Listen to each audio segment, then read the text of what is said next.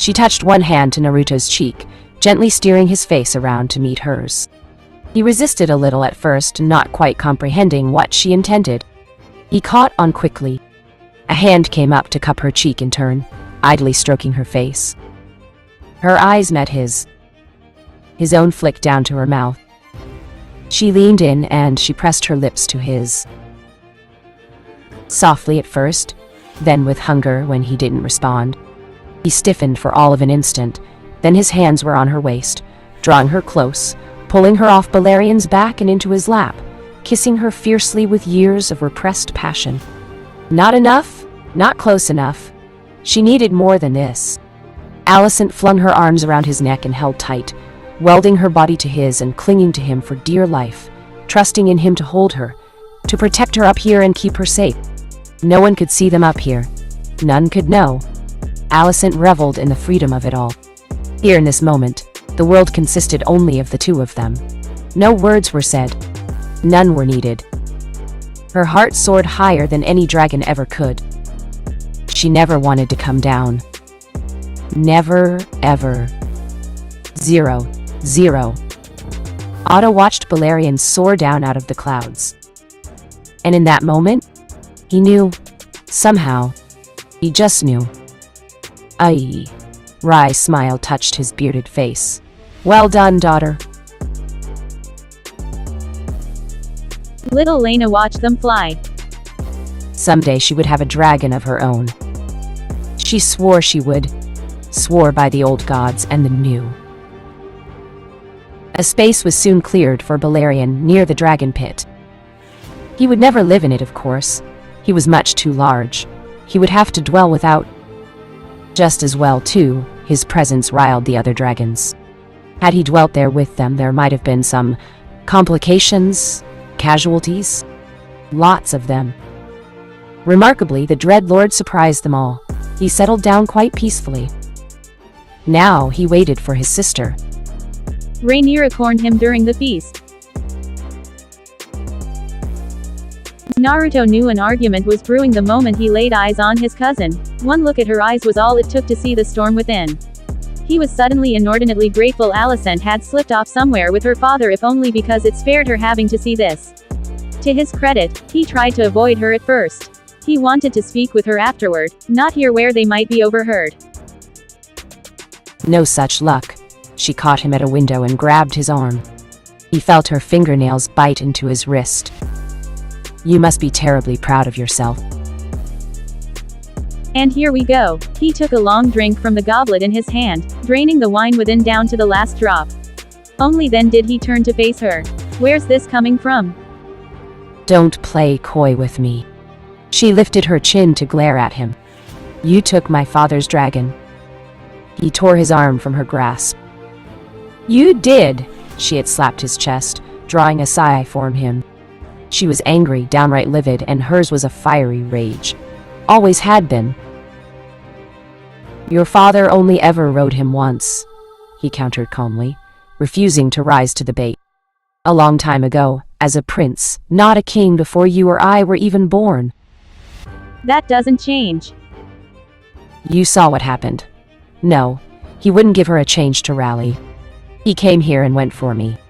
What was I to do? Say no. I'd like to live. Thank you very much. So he did. She crossed both arms before her chest. Why? He couldn't give that answer to her, not without giving himself away. She wouldn't believe him anyway. Not going to answer. Fine, she growled at him. Father chose you as his heir. What did you say to convince him? Anger reared its ugly head. Convince you think I asked for this? He rounded on her, incredulous. I didn't ask for this. For any of it? No, she cooed with a saccharine smile. It must be such a burden to be heir. It is. What do you know? She stood on the very tips of her toes to drive a finger into his chest and glare at him, fighting for every inch to make herself seem taller. You're a boy. Everything you ever had was gifted to you on a silver platter. You don't mean that. He planted a hand on her shoulder to push her back down. You just lost your mother. You're in mourning, so I'll let that slide. It doesn't change what you did. We do not control the dragons, Rhaenyra. Calm. She was lashing out blindly. He wouldn't do the same. They choose us. They tolerate us. Allow us to ride them. We are not their masters. They are our friends. She whirled away. You sound like my father. Then, I'm speaking sense, he countered. I took this role to spare you. Spare me. It was the wrong thing to say, and he realized it too late, because she bridled and bared her teeth at him like the dragon she was at heart. From what? From the realm. His temper slipped its leash for a moment before he wrestled it back under control. This is the most dangerous seat in all the world. Heavy is the head that wears the crown. Heavy indeed. It is not a prize, no matter what you might think. And what do you think of me? He blinked. Where had that come from? I think you're overreacting. Alicent, then. She rallied with a dangerous gleam in her eye. Tell me what you think of her. Her lips on his as they rode Balerion. Warm breath against his face. Hands threaded through his hair. Oh no, no, no. He saw that trap a mile away. No way was he stepping on it. I think she's a good friend. Someone I can rely on. Her eyes narrowed and she planted one first on her hip. Is that all you think? Rhaenyra wasn't making a lick of sense. He said as much. You're not making any sense. What do you want me to say? Never mind. You've clearly had too much to drink tonight. Pain flashed across her face before it went blank again. I wish you good fortune, cousin. Enjoy your feast. Naruto grabbed for her shoulder, reeling her back in before she could bolt. Rhaenyra, wait. She went absolute berserk and squirmed out his grasp, tearing part of her dress to get free. He could have pursued her. Could have caught her. He knew he could. But that would have made an awful scene. He had a feeling that was precisely what she wanted right now. Best to let her go. He snatched up his empty goblet, intent on filling it again. That could have gone better. A wry pang of amusement echoed in his head from Balerion. The dragon is young, yet she has her claws. Naruto pursed his lips. Oi, don't you go speaking in riddles too. Cousin? He turned to find Elena peeking round the corner. A wry smile touched the corner of his mouth. How much of that did you hear? Enough. She skipped to his side. She's being a bitch. Good thing he wasn't drinking. He would have surely spat it out. You're too young to use that word. I'm really not, she giggled. I'm glad I found you. I came to say goodbye. His heart skipped. What? I'm leaving tomorrow, Lena grinned. Mother's taking me across the narrow sea. That was news to him. She is. His little cousin nodded. I want to look for Vagar. If you can find Balerion, then I can find her. I just know I can. You think she's over there, somewhere? Her head bobbed in agreement. I know she is. And your father's all right with this? Nah. Lena grinned like the girl she was. Mother's the one who suggested it. He can't say no to her. Rhaenys, yes, she certainly had Corlys wrapped around her finger. Essos is a big place. It might take years to find her. An odd look flashed across her dark face. I can be patient. So it would seem. Strange choice of words on her part. Then good luck, little cousin. Lena looked at him for a long moment. Blast. He just wanted a drink. But that look of hers worried him. Was there something else you needed? When I come back, she dithered, wringing her hands together. I'll be a dragon rider. Just like you. Maybe then, she trailed off. Maybe. What? Nothing. She panicked and bolted. I'll see you soon, cousin. Naruto watched her go. You know what? I'm starting to think this whole family is strange. Meh, to hell with it. He'd think on it in the morning. Until then, more wine for him.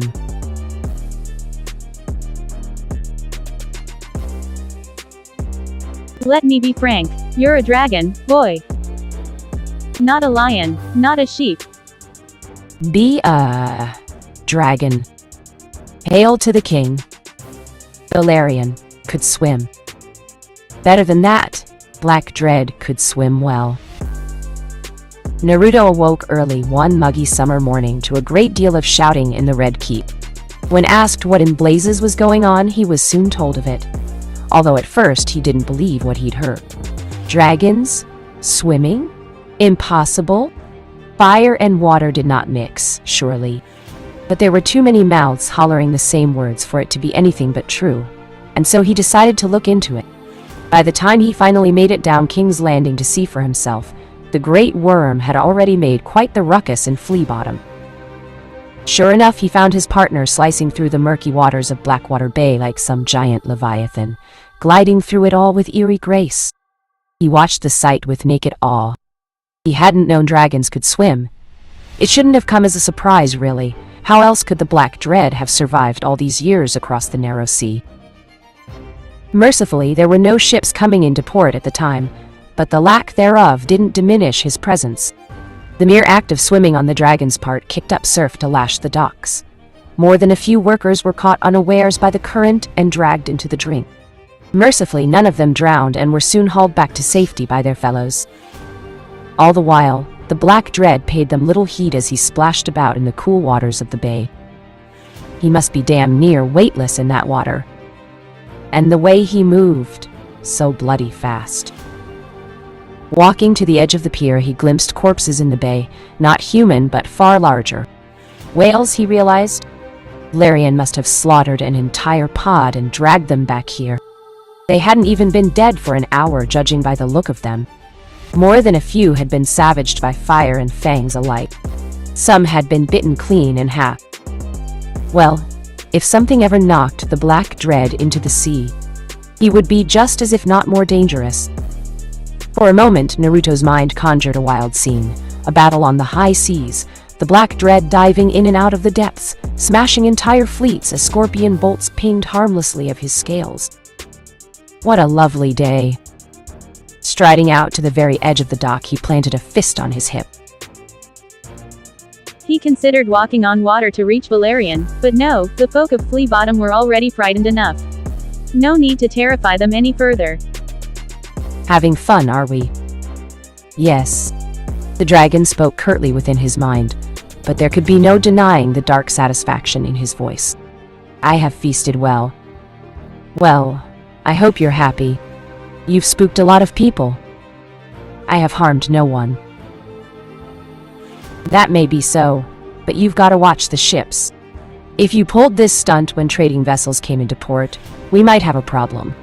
His gaze strayed back to the dead pod of whales. There were at least a dozen of them. An idea dawned. Don't suppose you could share one or two of those?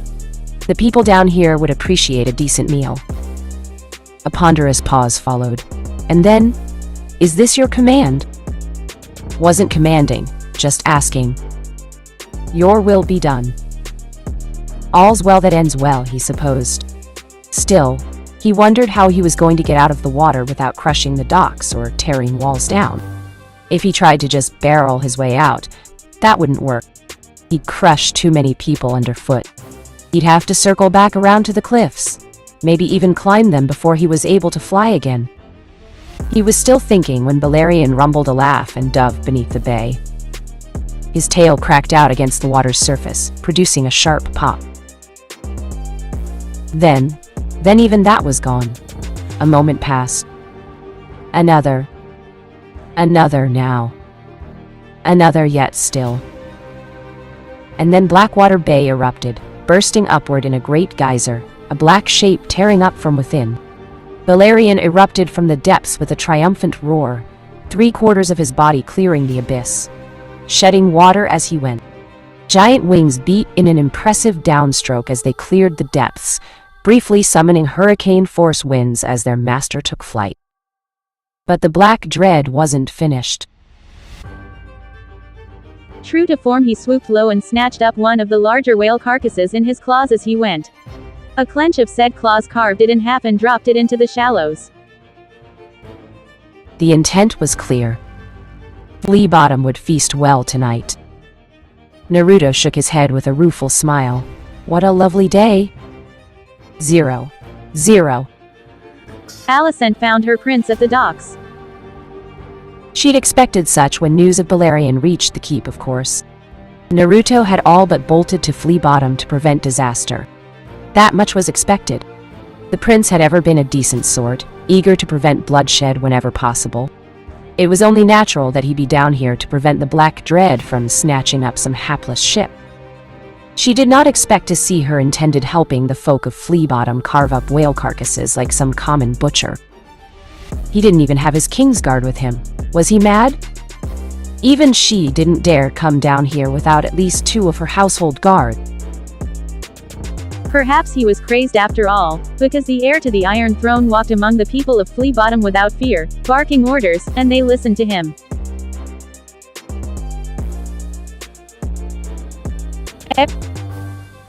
Everywhere she looked, men were crawling over the corpses like ants, stripping them down with ruthless efficiency.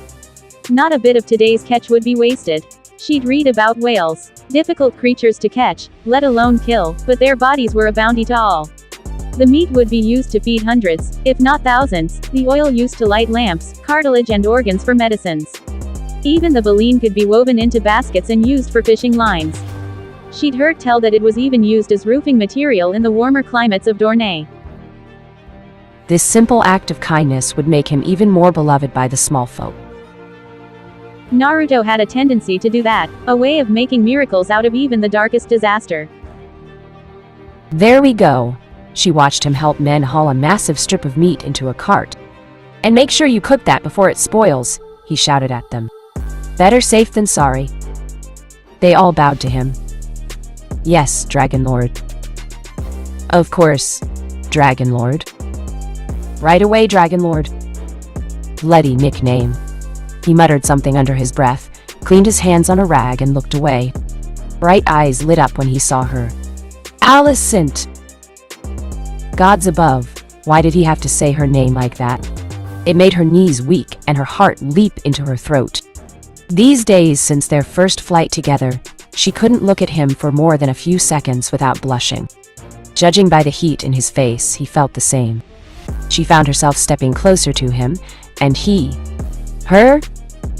A few Flea Bottom folk whistled and catcalled their way. They did so love a good show. He grabbed her, drawing her in a firm embrace. Alicent melted into it with a sigh. Oh, how father would gloat when he heard of this. But she didn't dare. She drew away, looking up at him. Why do they call you Dragon Lord? You can blame Balerion for that one. He let her go, almost reluctantly, and looked out toward the bay, watching the Black Dread wheel up the clouds. He's been at it since his stunt this morning, he chortled. I think he's enjoying himself. Balerion roared above them and the world shook. Alicent opened her mouth to reply. Words failed her when she saw the whale corpses still being dragged from the bay. This wasn't a dragon. This was a force of nature. This was death. Magnificent, isn't he? Naruto turned back to watch Balerion wheel away, snatching up another whale carcass in the water for himself as he went back to roost. Not the word I'd use, my prince. She flushed when he quirked a brow and hastened to amend her response. But yes, he's remarkable. Gorgeous beast. The two of you have bonded well. He's not a beast to me. Her love granted her a wry grin. No matter how big he gets, how terrifying to everyone else, he's my friend. Talk with him. You might be surprised. Alicent winced, recalling her first flight together. If she was alone with him again, she wouldn't be able to control herself. That might not be wise. Naruto laughed. Don't worry, I'm sure Balerion likes you. She blinked. What makes you say that? You're still alive. Bloody brave boy. He truly had no fear at times. Rhaenyra was looking for you. His face closed down. Lady Alicent Hightower, a voice called to her before she could pursue the subject. My lady. She turned to face the speaker, a man wearing the colors of her house with a scowl. What is it? Can you not see that we're busy? The messenger bowed deeply. "The king wishes to speak with you, my lady." "At once." Again? Her stomach plummeted. "Very well." Go on. Naruto waved her away. I'll be here for a few hours yet. She chewed her lower lip. "Will you come visit tonight? My Valyrian's getting rusty." Something sparked in his eye. "I just might." Alicent dithered, not wanting to part with him just yet. People were watching. She really shouldn't. "Bugger it." She lunged forward and kissed his cheek. "Just a pet. A feather's brush, really." Naruto made a startled noise, but she was already moving. Guards in tow. The people of Flea Bottom cheered in her wake. For their future king and queen. Rhaenyra seethed at her window. Even now, her cousin didn't understand. Why didn't Naruto understand? She wanted him to, more than anything. She was angry with him, yes, oh so angry, yes. But she was also hurting. She wanted him to come to her, apologize to her, set things right. Because he had betrayed her. Even if he hadn't realized it, the treachery was his. In the span of a single day, he had taken everything from her. Father's attention, their family's dragon, her position, even Alicent. There was something going on between the two of them, but she didn't know what. Whatever it was, it had changed the dynamic between them. They spoke less and less these days, and Naruto. These days he avoided her, refusing to even speak with her. His silence hurt more than words. He'd held her that night, mother died, and rocked her to sleep as he hadn't since she was small. It had brought her some small semblance of peace, made her think things could be as they were before. To be as they were, to have no worries or carries. Now this nonsense with Blackwater Bay. He could be here in the Red Keep with her. Instead he was out bandying about among the peasants. What next? Would he sing to them as well? There had to be a way to turn the tables. To make him look at her again, to make him understand. There just had to be. Some way, somewhen, somehow. She wanted her old life back. When he only ever looked at her. But she couldn't go back to those days. Things would never be the same. Rhaenyra flung herself onto her bed, curled up with her pillows, heaved a sigh, and tried not to cry. Someone knocked at her door. Rhaenyra raised her head. "Who is it?" Alicent felt like a princess. The king had summoned her to his chambers, and at father's bidding, she'd worn her finest white dress to meet him. Not one of mother's, he'd said. It wouldn't do to give the king untoward ideas, and for once she agreed. But rather a reserved gown with gold-embroidered sleeves that hid her body beneath its loose folds. Which was all to the good, because the king was asking a great many questions of her. Strange as it might sound, it was true, ever since her short-lived flight on Balerian's back. "Tell me, how is Rhaenyra?" She blinked, somewhat baffled by this latest question. "What do you mean, Your Grace?" "These days she doesn't say more than a few words to me at a time." King Viserys looked away, absently fiddling with one of his stone-carved dragons. "I think she might fight it. Difficult to discuss personal matters." Alicent winced. That was putting it mildly. "It's only been a year," she said instead. "It will take some time. It did when I lost my own lady mother." The king ceased wringing his hands and set the dragon down. "I wish she would approach me." An idea dawned. Alicent seized upon it. "What if you went to her instead?" If only I could. The king sighed. There are times when I would rather face the Black Dread himself than mine own daughter of 6 and 10. Curiosity piqued in her mind. "He was your dragon, wasn't he?" "Once, but no longer." Saying the word seemed to exhaust him. "He rejected me, as all of King's Landing saw. I am lucky to be alive. Have you not thought to seek a new one?" After all these years, a peal of bitter laughter tumbled from his lips. "Who would have me? Who could possibly want a failure such as I?" Alicent pitied the king. Truly. But what could one say to that? Silence stretched between them. Alicent took the chance to drift back to the last subject. "I think Rhaenyra would open herself to you if invited," she said. "You have an easy way about you, Your Grace." At least someone thinks so. You do not mention our talks to Rhaenyra, do you? A haunted look flashed through the king's gaze as he looked to her. It's just, I fear she wouldn't understand them. She most certainly would not. Rhaenyra would almost certainly leap to the wrong conclusion. How she'd become an advisor to the king in these matters, she'd never know. But enough about me. A hint of life came back to him. "I would hear your thoughts of my nephew." "Oh dear, Your Grace." Viserys smiled. "You are fond him, no?" Her face grew warm, most warm indeed. "I am." "And I understand you kissed him down at the docks today." He already knew about that. Bloody blasted spies. She should have known. Alicent squirmed in her seat and wrung her hands in her lap, unwilling to look at him. "I may have... Do you make him happy?" "No, ignore that question. Does he make you happy?"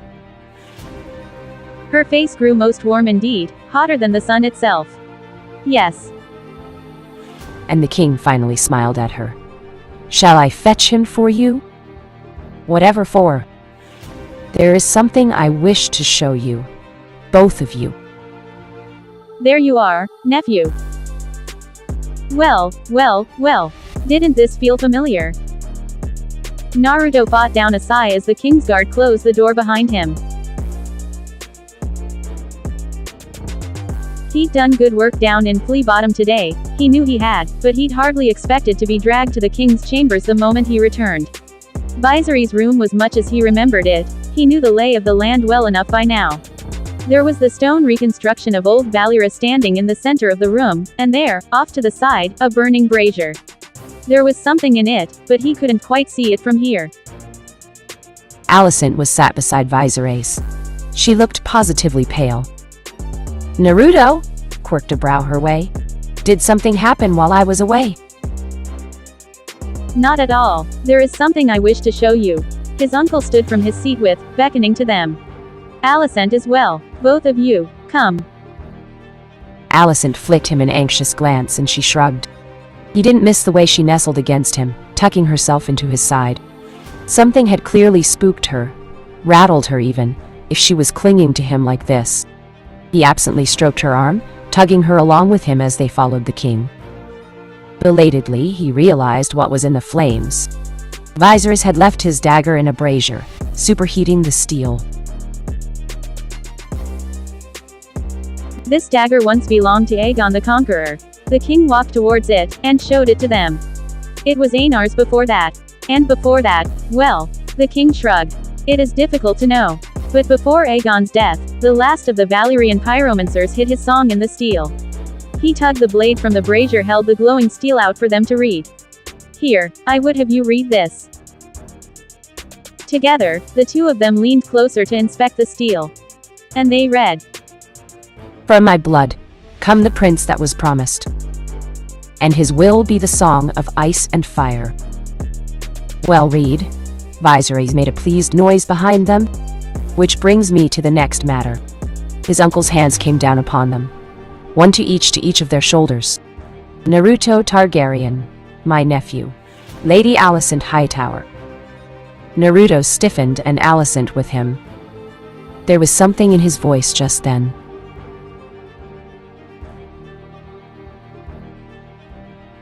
"Will you take one another as husband and wife?" "Go right ahead. Call your banners if you dare. That boy rides the largest dragon known to man. I won't raise an army against that. It will be the field of fire all over again.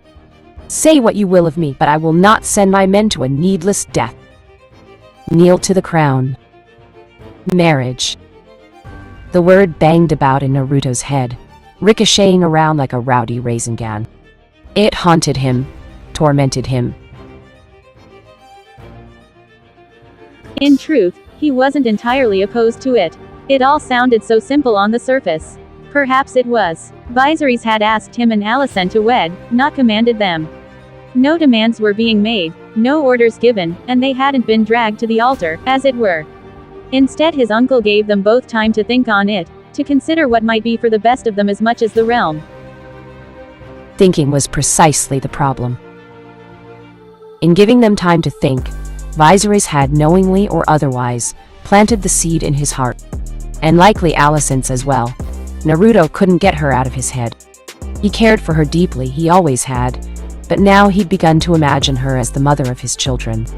His mind had all but run away with the idea. He'd had children in his first life long ago, but the idea of being a father again was strangely... He couldn't help but dwell on the idea. He'd toyed with the idea of Aegon, but that was just too arrogant for his liking. Aemon and Daemon would be the names for the first two boys, he decided. Then Helaena for a girl. He'd raise them right, and any children that came afterward. That was a matter for another time. Best not put the cart before the horse, and all that. Such a future still seemed far off, but now he'd begun to give it serious thought. To consider this madness. Otto would probably be thrilled, which annoyed him. He'd need to speak with him soon, deal with him before he got too big for his britches. I believe Sir Criston would make a fine member of the King's Guard. Rhaenyra's voice had him blinking. What now?